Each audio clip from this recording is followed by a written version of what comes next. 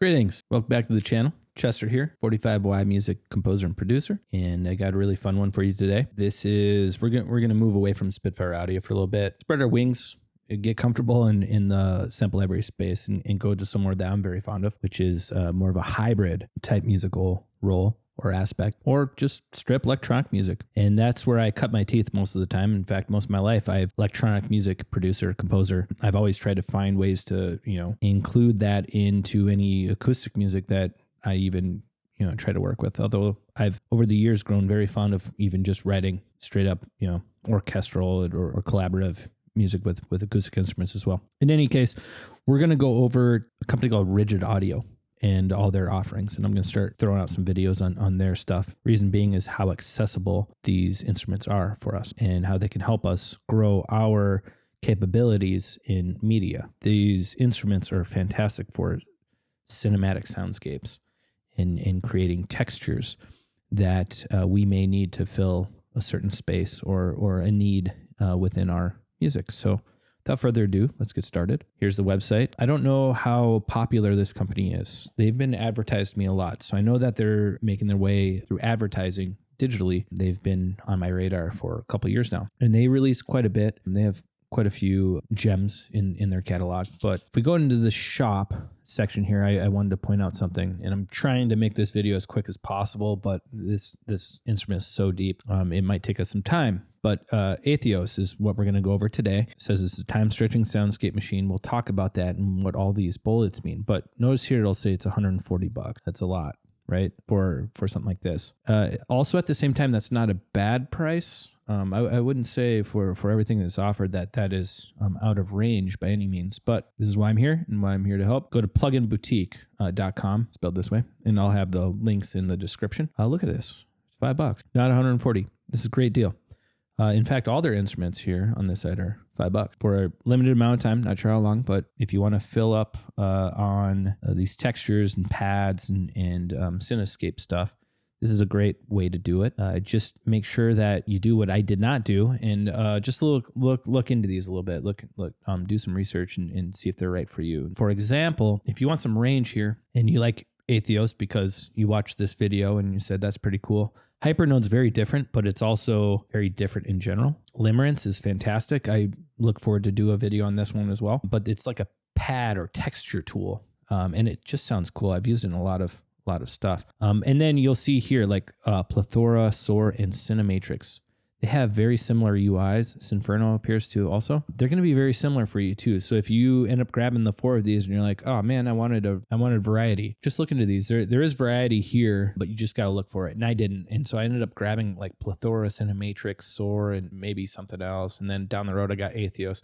And a lot of those are actually very similar. And I actually kind of want more things like Limerence. So when I start buying these again, I'm going to kind of look into these myself a little bit and make sure I get what I want. $5, very affordable, very accessible to most any type of producer looking for something. All right, so let's look at Atheos here from the shop site. And then also no harm in wanting to support them. If you want to spend $140, by all means, but I think a majority of us will take the deal. Also notice the PDF manual here because I will be referencing that a lot. Time-stretching soundscape machine.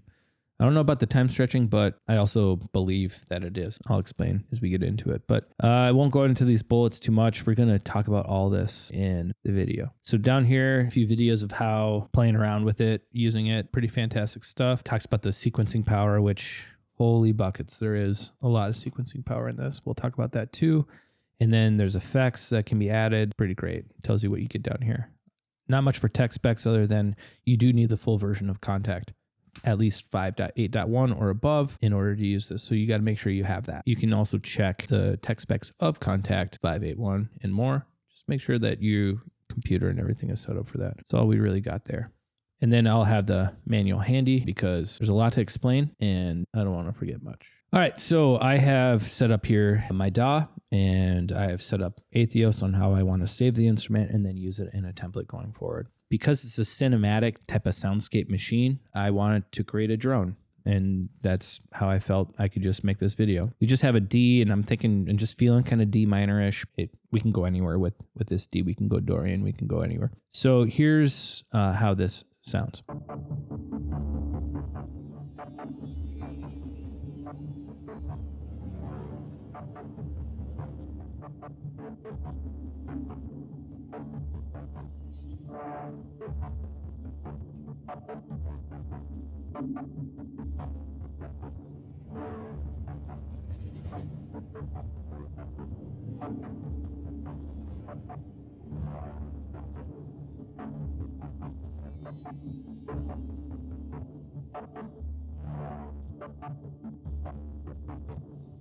All right, how did we get there? Let's talk about it. I'm going to open up Contact, and we have Atheos here. It's a really deep UI. So let's explain it kind of top to bottom and go through what we can. First thing here is the snapshots. As it explains, you get 260 presets, and they're all in these categories. You get a lot of options out of the gate. These are all fantastic. I'm not going to click on them and go through them. It could be another video some other time, or hopefully maybe someone else has made that video already. But we did select one of these. I think Gravity Holds here in Rhythmic. So loads like this. I'm not going to click any others because then it resets everything that I have here, and I want to show it to you. So sorry for not clicking out of this, but it is intentional. We have 4. You can think of it this way to start. We have 4 sample engines or sample sources, but Manual calls them engines. And we have the sampler, the time machine, the tone machine, and the noise. And each one of them kind of works with the sample uniquely or slightly differently than the other. And I believe noise is the exception. It works like either time or tone machine. I think time machine, works similar to that. But it's just the way that each engine just kind of processes the sample slightly. You select the sample here on which one you want. The first 3 have the same library of sources, and then noise has its own. There's 150 here to choose from as far as noises go. So what's really cool about this is a filter. So if I'm here on the sampler and I start with that and I say I want a bass for a bass pulse like I have here, and I know that, I can just click this and it's only going to show me bass, and then I can select which one I want, or I can listen through them and try to figure it out, right? And if otherwise you get this, you get 300 options on all 3 of these. If you're kind of thinking, all right, I'm going to do bass here, I'm going to do textures here, and then I'm going to do like effects or string and effects and pad. I don't quite know, maybe ambient stuff. That's the use of this. You can kind of filter these down and help you think and figure out which one you want. I think that's genius. I love that they did that. So points to Rigid Audio for doing that. The order of the UI, I'm not quite sure I agree with. Up here, you have the ability to select the key switch. I don't really think that's the most important thing on my mind, especially when I'm just starting out, but it's at the tip top here. And then you can kind of, figure it out on each one of these, or you can just leave it and they all kind of run. And that's how I kind of have this all set up. So I'm cool with that. Then you can select which one here, and the engine is this box here, both of these envelopes, and then your sequencers and your insert effects at the bottom. So each one has its own dedicated bottom of the UI here. It's all these options available to us. And then we select our options here. We showed that. This is a playback. This is how it plays back the sample. So you can either decide forwards, reverse, or forward, reverse. This is a randomizer. I'll talk about that in 1 second. We'll get there. Pitch bend, you can select this dedicated for each sample source, which is great. So if you want one to pitch bend and the others to not, you can set that up. You can have them all pitch bend. It's all up to you. Mute or engage it to play. And also this triggers how randomization works. If I have all 4 of these on and I select random here and I say randomize all the tones, it will randomize all 4. If I turn this off and I hit randomize and I say all tones, it will not randomize this one, but it will randomize the others. So based on what you have set up there, that's how the randomization, at least the one up here, is going to. One thing I will give Rigid Audio a lot of credit for is their ability to set these randomizers at the right places of what you're working in, because you're thinking about these areas. This is not a randomize the whole thing, and I love that they did that. Sample Logic, I believe, also kind of does that. We have volume, pan, glide for each engine. What's also great about these is you can set them to learn MIDI CC values and through Contact and then through your DAW. These are the only 3, 6, 9, 12. These are the only assignable CCs. I have tried everywhere else and I can't get them to sign. So that's why I have this kind of set up the way I do, but that's okay. Now we have 2 envelopes here. This is the amp envelope, and then we have the filter options here, and then the filter envelope. And this curve affects only the attack. I'm going to show the manual here. And if we set the curve on a negative value, it brings that envelope in. And then if we set the curve to a positive value, it brings it out. So the curve affects the attack only.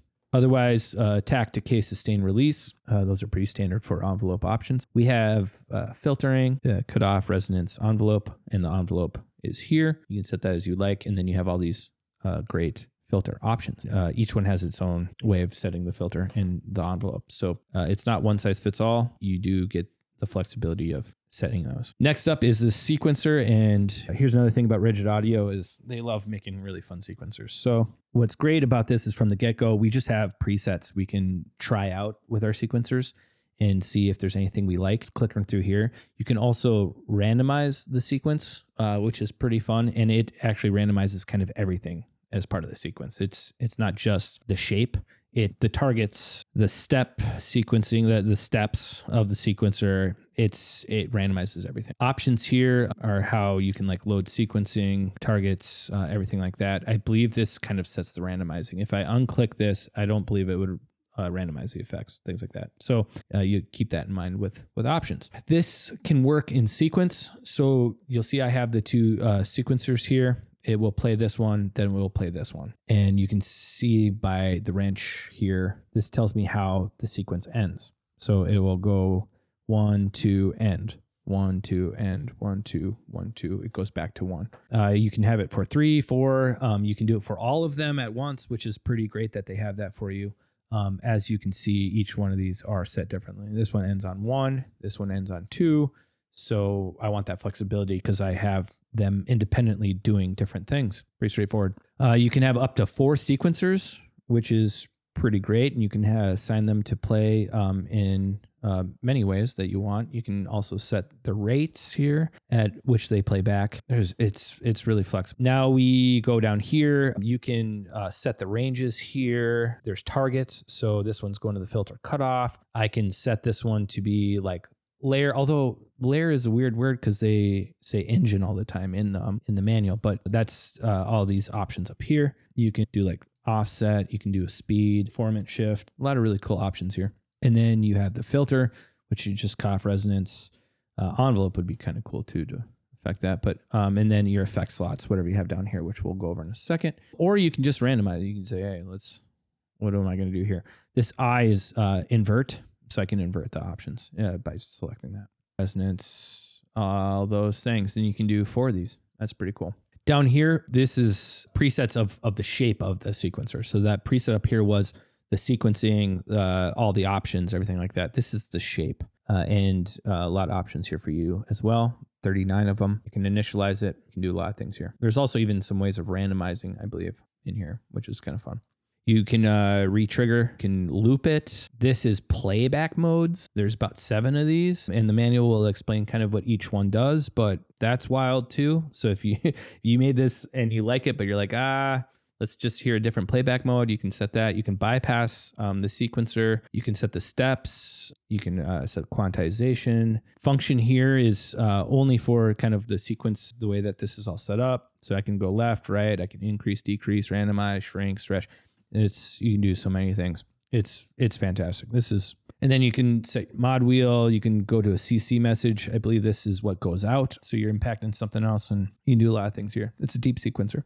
And then down here are other option sequence, or you can just insert an effect. And so here's all the effects you can insert at the end here. And you get up to 5, and then you can bypass them. You can also randomize. You can just set an effect here, and it randomizes everything for you. And that's pretty fun too. And you can just do this on all 4 of these. That's the UI. For $5, that's something else. Now, when I got this library about a year ago, maybe longer, I really enjoyed the flexibility and the options that it gave me. What I wanted to do with it always was kind of split it up into the DAW, and then now kind of stem it out and then give each of these engines like its own assignment, and then make that flexibility and generate these ambiences quicker. So I was able to finally figure that out, and the instructions are in the manual on how to do that. So that was kind of fun. But here in live, and you should be able to do this in any other DAW too, I have 4 kind of individual tracks set up. And with Contact, I have it, we'll hit output here.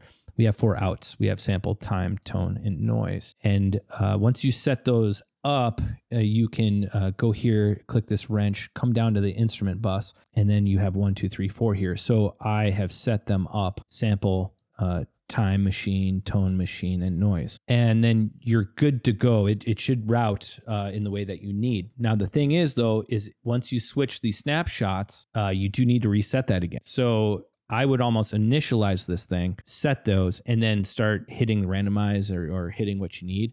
Otherwise, you're going to have to like set this, reset that, and then save again to keep your settings. Not the end of the world, but it's a lot more work. That's pretty much it. So now I have all 4 of these kind of doing their job. And that's pretty fantastic. And so I can have some movement. So like this one's not moving too much in my stereo spectrum. Time machine's kind of moving. Tone machine is definitely moving around as it's coming in and out. And then noise is also kind of going back and forth in the stereo a little bit faster. And now I can have a lot of fun with this and also bring it through return effects, get it comfy into the DAW and into my template, into my song, and kind of get things going. So, and then I've also set this up so that I can control the volumes of each of these rather than within Kontakt itself. So pretty great way of kind of setting this all up. Also, this gives me the ability to set the stereo field if I want in here too. Pretty deep tool, a lot of ways to working with it and generating the ambience and the drones and anything you're looking, soundscapes ultimately that you're looking to create with your music. So, all right, that was the video. Final thoughts on this. Can't beat it for $5 or 50 or any time it's on sale, really. There's a lot to go here. I didn't know how deep I could go in this video in light of time, but I know we could have gone deeper. And we could have cut our teeth on way more minutes than we did here. So I hope this was helpful for you. I hope that it's helped you out. If you have a rigid library or a rigid audio library, definitely apply some of these techniques to it. Even though they're kind of each got their own kind of feel and way of working, they are also kind of a similar feel, way of working. We'll see that as I go through some more reviews of this company and these libraries. But the only other thing I think I would have, which I kind of share with that of Spitfire, is sometimes the tones are softer than I want to start out with, bass being one of them. But that's okay, because now that I've split them up into their own tracks and isolated like bass, and I want to use bass in my ambience, I can now have control over it and set it up and do things. And the other thing I want to mention is, even though I have split these up, if you're struggling with that, feel free to reach out and leave a comment, and I'll help if able. But if you are struggling with it and you don't mind the stereo of all 4 of them, summing to the Kontakt's just stereo out, that's okay too. The sequencing that you get with this tool is crazy good. You'll spend a ton of time there messing around with the 4 of these anyway. So it's not really the end of the world. I just would prefer this setup myself. I hope that either you're looking into Rigid Audio as well. Keep looking out for the deals. If we miss the $5 deal, it's okay. They do keep coming. There is every now and then an everything bundle for like $50. So definitely look out for that too. Thanks. Take care. We'll see you on the next one. Peace.